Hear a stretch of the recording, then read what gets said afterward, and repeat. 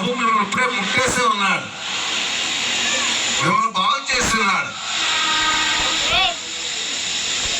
ఈ స్థలం అంతా కూడా పరిశుద్ధాత్మ యొక్క స్వాధీనంలో ఉన్నది. ఇప్పుడు చెప్తున్న మాటలు మీరు విశ్వసించినట్లయితే మీరు కూర్చున్న స్థలంలో మీరు స్వస్థత కలిగి ఉంది. నేను నమ్మిన దేవుడు నమ్మదగిన వాడు. మీ పక్షాన ప్రభుకి ఏది విన్నపం చేస్తే అది ఆయన వింటానన్నాడు. మీ కొరకు మేము విన్నపం చేస్తున్నాం ప్రభు దగ్గర. తప్పనిసరి ఇప్పుడు మీరు అందరూ కూడా బాగుపడి ఉన్నారు. ఈ రాత్రి కాలం గొప్ప అద్భుతమైన కార్యాలు, ఆశ్చర్య కార్యాలు మీరు చూడబోతున్నారు. మీరందరూ కూడా ప్రభు వైపు చూడండి. మాటలాడుతున్నది షాకయ్య గారు కాదు, దేవుని స్తోత్రం కలుగునుగా. హల్లెలూయా.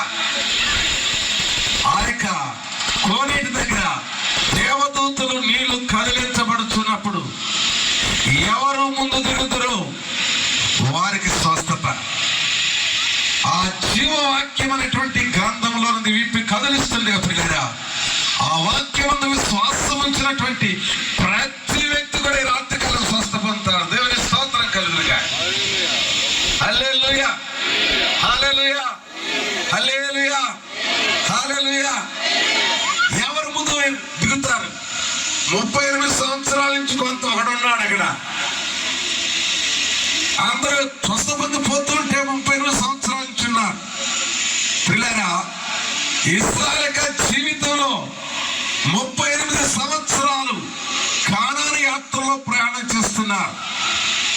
అయితే 38 సంవత్సరాలైనా వాళ్ళు బాగుపడలేదు. దేవుని స్తోత్రం కలుగునుగా. అందుకొరకు అక్కడ 38 సంవత్సరాలు రాయబడింది.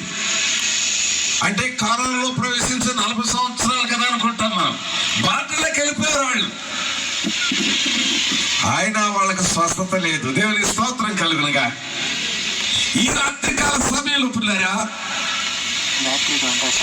విశ్వసించినట్లయితే నువ్వెట్టి రోగమైనా సరే, నువ్వు గుడ్డివారమైనా సరే, నువ్వు గుడ్డివారమైనా సరే, అద్భుతాలు చేసే దేవుడు మన మధ్యలో ఉన్నాడు.